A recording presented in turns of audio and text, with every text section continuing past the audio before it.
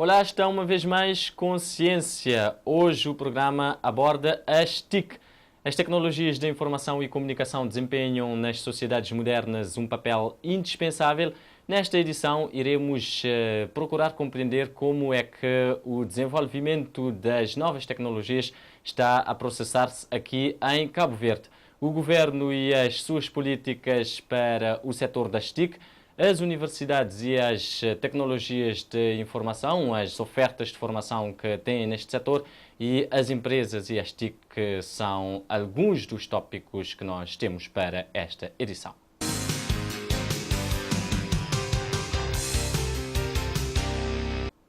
É incontornável a importância das TIC hoje em dia nas nossas sociedades, tanto assim é que atualmente um dos indicadores usados para medir o desenvolvimento dos países é precisamente a quantidade de cidadãos que têm acesso à internet e, portanto, a um computador. Vamos conhecer a realidade cabo-verdiana.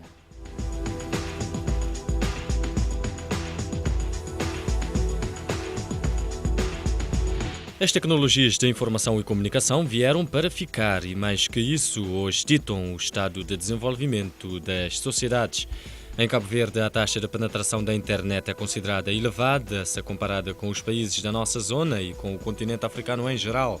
Os dados revelam que pouco mais de 30% da população cabo-verdiana tem acesso à internet. Cabo Verde, ao perceber que as TIC têm o poder de transformar as sociedades e dinamizar a economia, logo começou a apostar na governação eletrónica, de forma a tornar a administração do país mais eficiente, segura e célere. É aqui que entra o núcleo operacional para a sociedade de informação. O NOSI, enquanto estrutura de coordenação e promoção da sociedade de informação e da governação eletrónica, tem por missão propor e executar as medidas de política nas áreas da inovação, da sociedade de informação e da governação eletrónica. Passados cerca de 7 anos desde a sua criação, o NOSI já desenvolveu e implementou projetos como o Portal de Cabo Verde, Portão de Nosilha, a Casa do Cidadão, as certidões online, a empresa no dia, a implantação do SIGOF, o Sistema de Informação Municipal, o Sistema da Previdência Social e várias iniciativas que visam a massificação do acesso e utilização da internet de banda larga, mas muitos outros projetos estão em andamento. Temos em carteira, neste momento, mais de 100 projetos que estão sendo implementados nas várias áreas da governação, na área da saúde, na área das finanças, na área do ambiente de negócios, na área no domínio eleitoral, na área de gestão do território. Portanto, são projetos de diversas áreas que estão encaixados todos, neste momento, dentro do programa Mudar para Competir do Governo. É um programa que foi aprovado há alguns dias pelo Governo. São projetos que naturalmente são desenvolvidos por demanda do Governo, portanto são programas que se encaixam na modernização, no processo de modernização da administração pública e da governação eletrónica e claro está que portanto, o Governo tem mecanismos de acompanhamento desses projetos juntamente com o NOSI e são projetos que têm, como todos os projetos, digamos, o seu ciclo, né? O seu ciclo de desenvolvimento que implica recursos, que implica, de facto, cronogramas e resultados que são apresentados, que devem ser apresentados nos tempos previstos e negociados com os setores. Outro projeto em curso é o Sistema Nacional de Identificação e Autenticação Civil. Os resultados deverão começar a aparecer brevemente. Dizemos sempre que a Casa de Cidadão, mais do que um projeto, é também um novo conceito. É um novo conceito de relação da administração com os cidadãos, um conceito que encerra, digamos, valores como rapidez, como qualidade no atendimento, como custos também módicos no atendimento e é, digamos, com base nesse conceito que é feito, nesses valores, é que o Governo lança e preconiza o desenvolvimento de toda a administração. Uma administração ao alcance do cidadão, onde o cidadão pode rapidamente obter os serviços por diversos canais, cada vez mais a tendência por utilizar os instrumentos de que dispõe o cidadão. Neste momento temos uma taxa de penetração do telemóvel que ronda os 80%. O telemóvel é claramente, digamos, um device que está eleito para acesso dos cidadãos aos serviços públicos e outros instrumentos também válidos como a internet. Resultados que já são bem notórios num outro projeto, a Casa do Cidadão, um novo conceito de relação entre a administração e os cidadãos, diz o gestor do NOSI. É um projeto que visa mudar completamente os documentos de identificação. Cabo Verde vai passar a dispor de um cartão nacional de identificação, tipo Smart, um cartão eletrónico, né? A passar a dispor de um passaporte eletrónico e de um tipo de residência para estrangeiros também eletrónico. No decurso deste ano aparecerão já os primeiros resultados desse projeto, que são, digamos, a substituição, uma campanha de substituição dos atuais documentos de identificação pelos novos cartões nacionais de identificação. Portanto, é um projeto, digamos, do Ministério monitorado e liderado pelo Ministério da Reforma do Estado, mas que integra um conjunto enorme de outras áreas, outros ministérios, como sejam a Justiça, a Administração Interna, os negócios estrangeiros também. Portanto, é um projeto dos mais complexos, está em curso já há algum tempo, mas oportunamente vamos começar a ver os resultados desse projeto.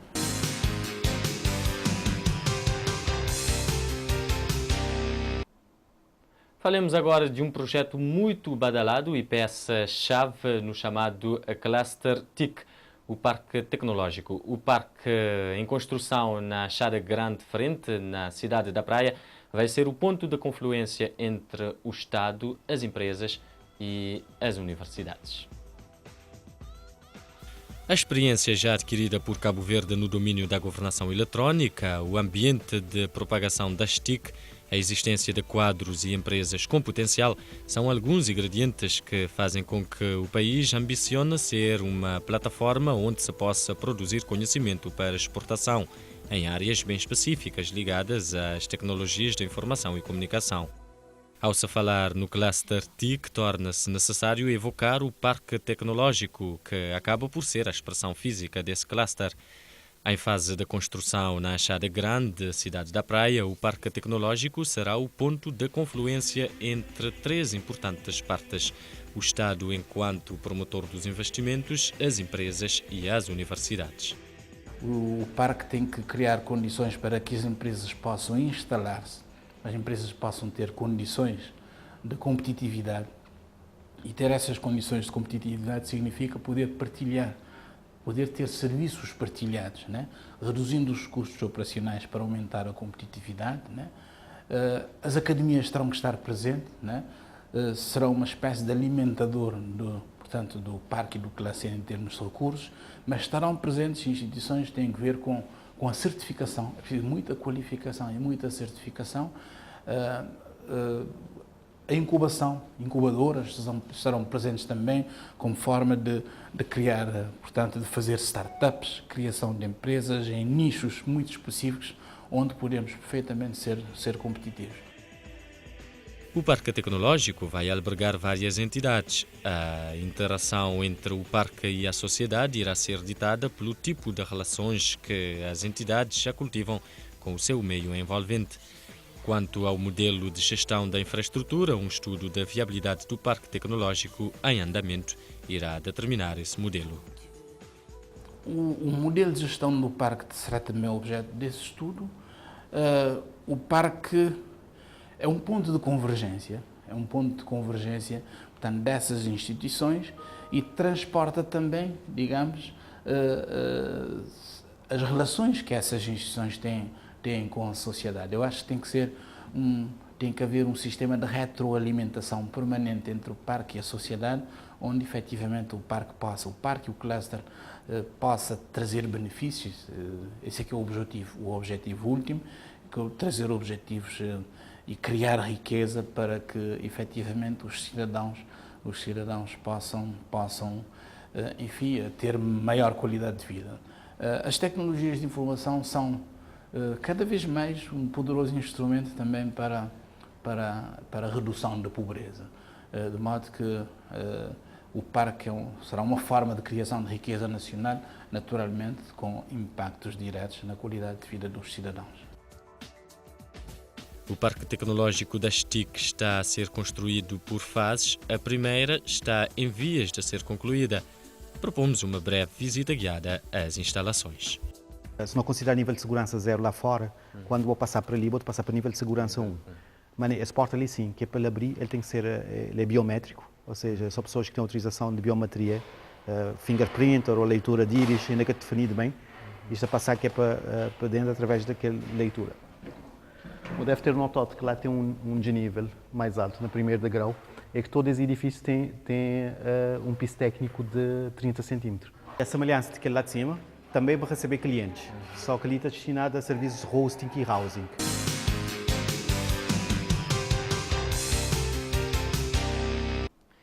Como já vimos, o Parque Tecnológico é a expressão física do tão falado cluster TIC. Como plataforma de convergência entre diversas entidades, o parque irá exigir profissionais altamente capacitados e em quantidade suficiente para dar respostas às exigências. Será que as nossas universidades estão em condições de fornecer gente qualificada em quantidade suficiente para dar resposta às demandas? Esta pergunta leva-nos às universidades.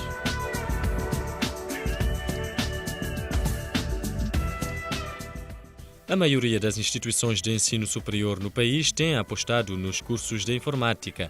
Desde 2001, ano da sua criação, a Universidade Jean Piaget ministra 2 cursos nesta área: Informática de Gestão e Engenharia de Sistemas e Informática. A Universidade garante que, desde então, tem sabido acompanhar os progressos neste setor. Em termos de tecnologia de informação e comunicação, eu acho que nós temos feito progressos notórios aqui na Universidade Jean Piaget de Cabo Verde. Nós começamos desde logo em 2001 com o curso de Engenharia de Sistemas e Informática e também Informática de Gestão.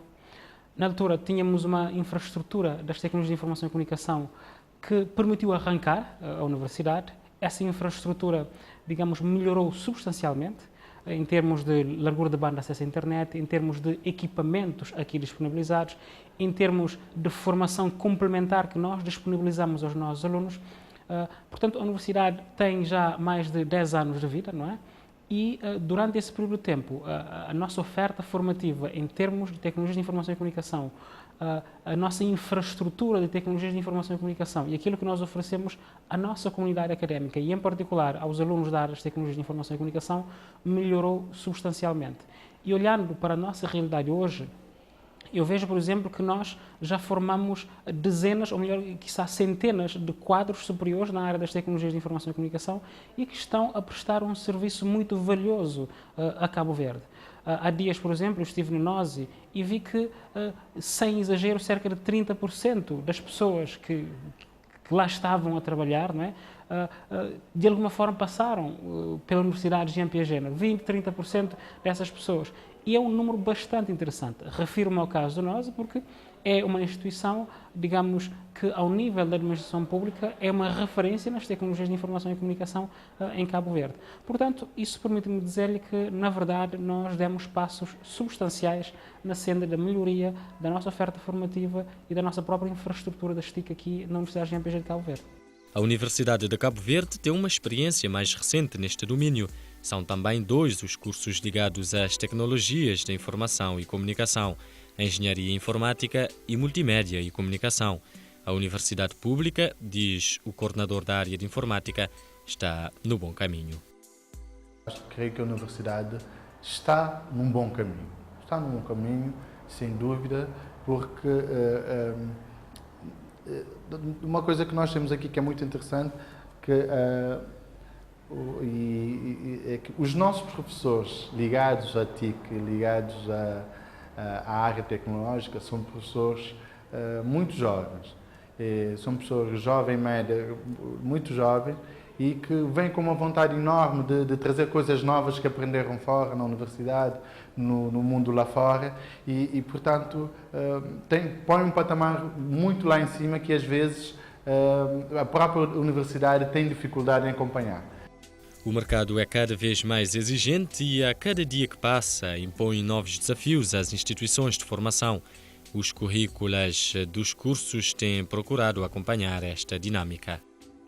Olhando para o mercado nacional, né, nós concebemos os nossos cursos na área das tecnologias de informação e comunicação e os planos curriculares tendo em conta a nossa realidade. Por exemplo, aqui em Cabo Verde utiliza-se muito, por exemplo, as tecnologias Cisco, não é? Nós temos aqui formação, portanto, em redes Cisco. Utiliza-se aqui, por exemplo, muito de base de dados Oracle. Nós trabalhamos aqui com Oracle. Utiliza-se muito, por exemplo, sistemas operativos da Microsoft. Nós trabalhamos aqui com sistemas operativos e soluções da Microsoft. Começa também a utilizar sistemas open source, nomeadamente Linux. Os nossos alunos aqui também utilizam esses sistemas.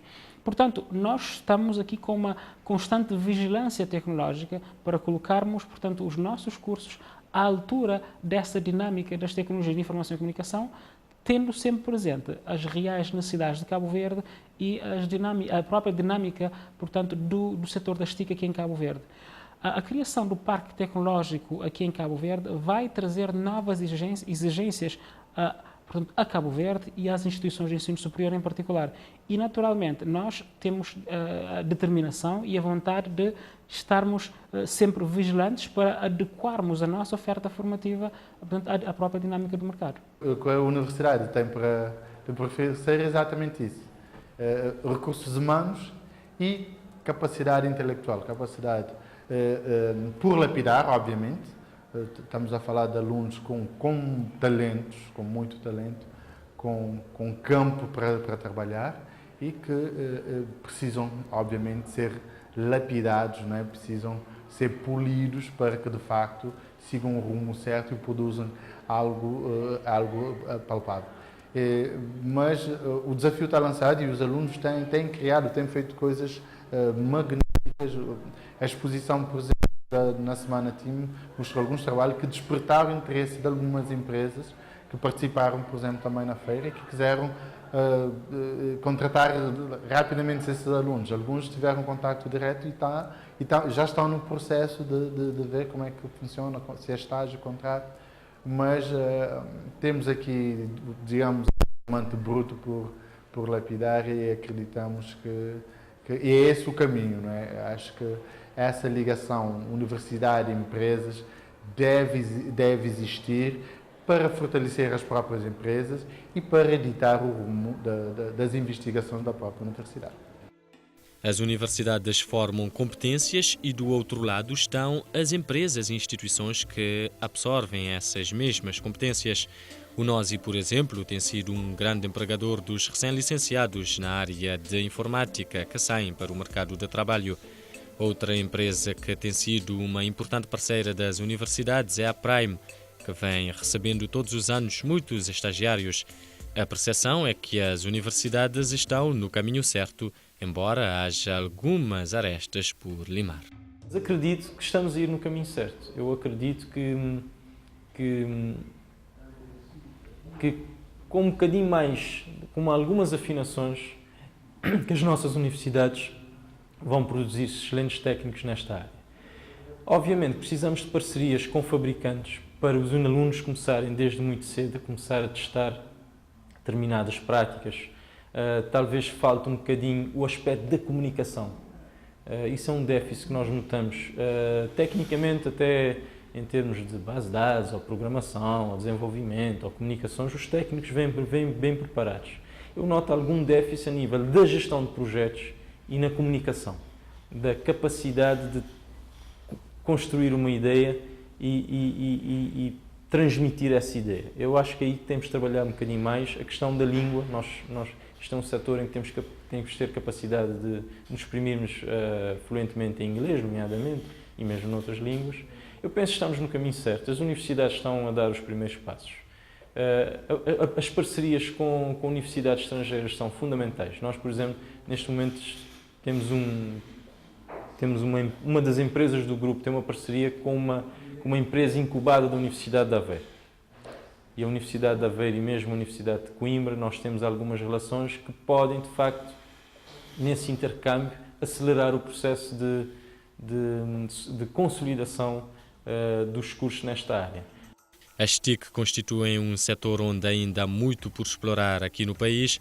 Muitas têm sido as empresas que nascem vocacionadas para este ramo, mas também é verdade que boa parte delas acabam por enfrentar depois sérias dificuldades para se sobreviverem no mercado exíguo como o nosso.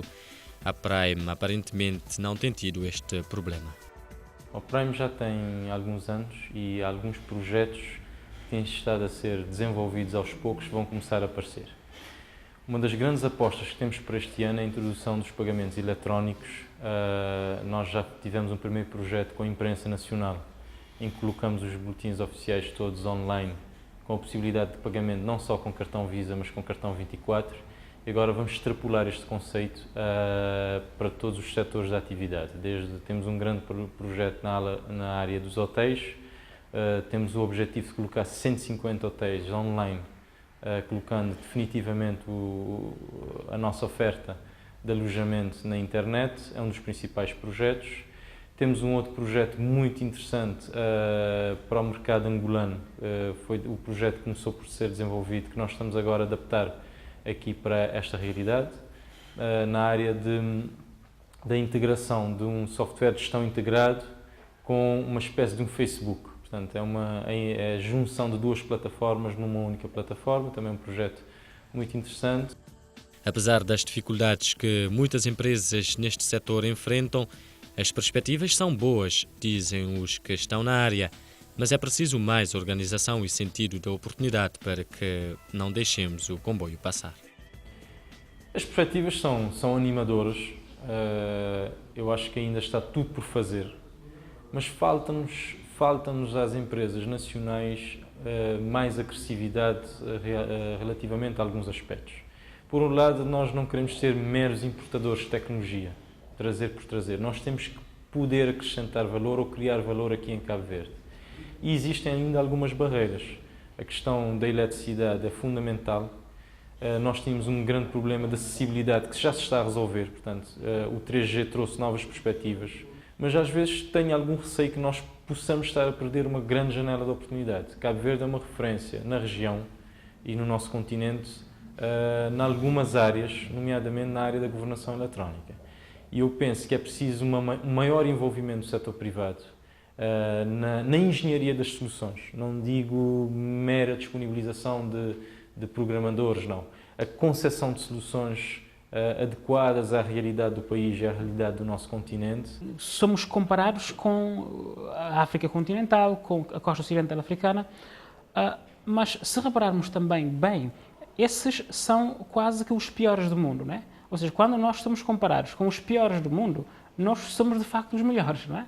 Mas quando somos comparados com a média mundial e com os melhores do mundo, temos ainda um longo caminho a percorrer.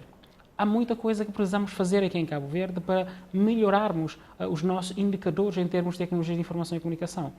Por exemplo, nós estamos posicionados em lugares cimeiros a nível do continente africano no que diz respeito ao índice de governação eletrónica, ao índice de desenvolvimento tecnológico, etc. Mas, por exemplo, estamos na posição 104 a nível mundial, não é? Enquanto que ao nível africano estamos nos primeiros 6 lugares. Ora, precisamos efetivamente fazer muita coisa. O quê? Precisamos, desde logo, de reduzir o preço das telecomunicações. As telecomunicações, o preço de acesso à internet, por exemplo, aqui em Cabo Verde, continua a ser caro. O binómio qualidade-preço continua a ser um problema aqui em Cabo Verde. Essa é uma questão estruturante, né? E aqui vale a pena relevar que pode cair por terra toda a nossa ambição de construir um cluster TIC, né? Ou o parque tecnológico, se não formos capazes, efetivamente, de resolver definitivamente a questão dos acessos. Eu refiro-me aqui ao binómio qualidade-custo, né? Na verdade, Cabo Verde aqui tem tido nota negativa. Esses mesmos indicadores que dizem que estamos a ir bem, quando cuida de questões que têm a ver com o cabaz de preços, aí temos tido nota negativa recorrente. Os preços que nós praticamos são incomportáveis com qualquer ambição de desenvolvimento das tecnologias de informação em Cabo Verde. Nós precisamos, por exemplo, aqui em Cabo Verde, de dar um combate mais firme à info-exclusão. Temos alguns programas, fala-se, por exemplo, no programa Mundo Novo, que, se for bem implementado, poderá dar um contributo valioso, as praças conecta, mas, na verdade, a esmagadora maioria da população cabo-verdiana é digitalmente analfabeta. E quando se fala na necessidade de haver um mercado mais aberto e competitivo, o próprio NOSI não é poupado, além de ser muitas vezes apontado como a estrutura que abocanha a larga maioria dos projetos. Há também quem fale na necessidade de haver mais diálogo entre o núcleo operacional para a sociedade de informação e o setor privado. De algum modo, precisamos melhorar o diálogo entre a entidade que tem por missão dinamizar a sociedade de informação, nesse caso o NOSI, e o setor privado.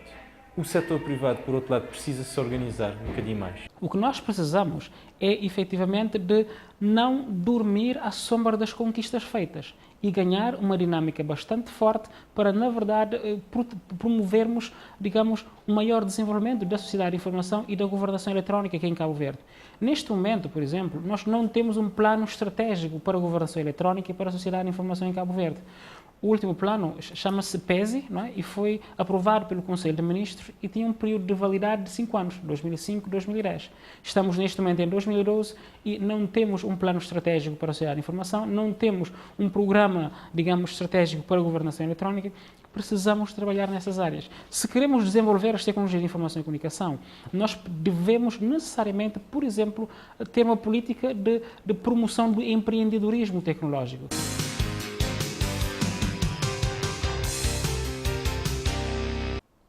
As tecnologias de informação e comunicação têm aplicações na educação, potenciando o chamado e-learning, ou seja, aprendizagem eletrónica, ensino à distância.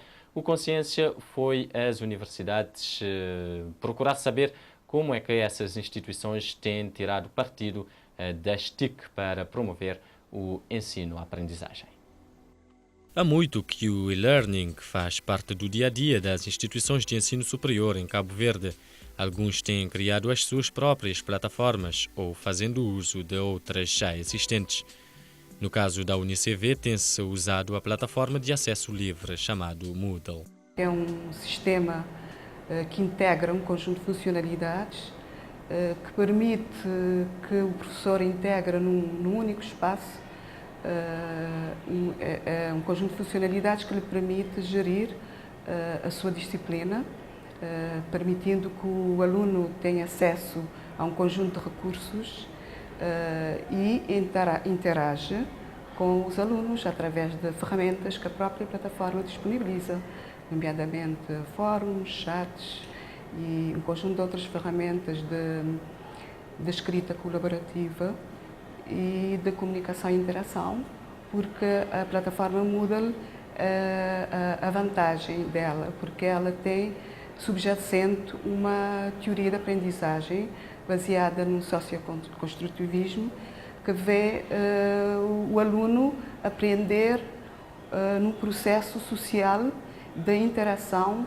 com o docente e com os próprios colegas. Todas as disciplinas são passíveis de serem ministradas na plataforma, mas os docentes são livres de aderirem ou não à mesma. O professor é livre, não é? O professor recebe uma formação, uma capacitação, competências para trabalhar na plataforma Moodle, como deve imaginar, exige competências específicas do ambiente virtual de aprendizagem, então o professor recebe essa competência e é livre para utilizar essa plataforma na sua disciplina. Até janeiro de 2012, nós contávamos com 336 disciplinas inscritas na plataforma. Fazem parte dessa plataforma, da utilização dessa plataforma, docentes dos diferentes departamentos. As vantagens de lecionarem as disciplinas nas plataformas eletrónicas são inúmeras, desde logo pela possibilidade dos alunos poderem acederem aos conteúdos em qualquer lugar, a qualquer hora. As vantagens são enormes nesse sentido. Portanto, permite a rentabilização de tempo, a rentabilização de recursos e é uma forma nova de trabalhar, não é? Utilizando, a plataforma pode remeter para pesquisas em bibliotecas online, não é? E então isso tudo, o processo educativo ganha com esse novo modelo que se pretende implementar. Inclusive, há todo um processo de aquisição de computadores pessoais, eles podem aceder à internet nos corredores da universidade com os seus computadores e estejam onde estiverem, não é? Não estão limitados pelo espaço nem pelo tempo, podem aceder a esses conteúdos, fazer os trabalhos que o professor pede e participar nas discussões. As tecnologias de informação e comunicação trazem grandes perspectivas neste país arquipelágico.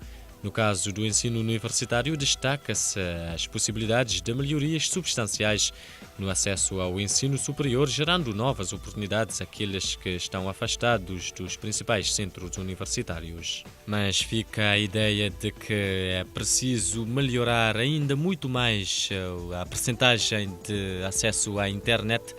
Apesar de figurarmos entre os primeiros em África, estamos abaixo da média mundial. Je ne dors plus.